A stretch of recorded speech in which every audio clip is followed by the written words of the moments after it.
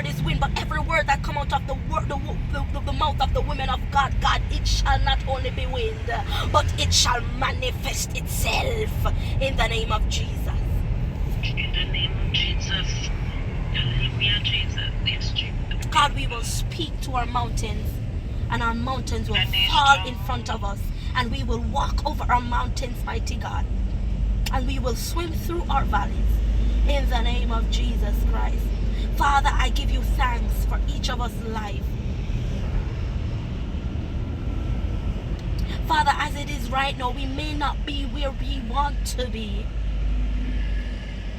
But God, the greatest place to be even now is in you, and we are in you, God, and we are saying, God, we don't want to move, not even right now. Keep us at that place.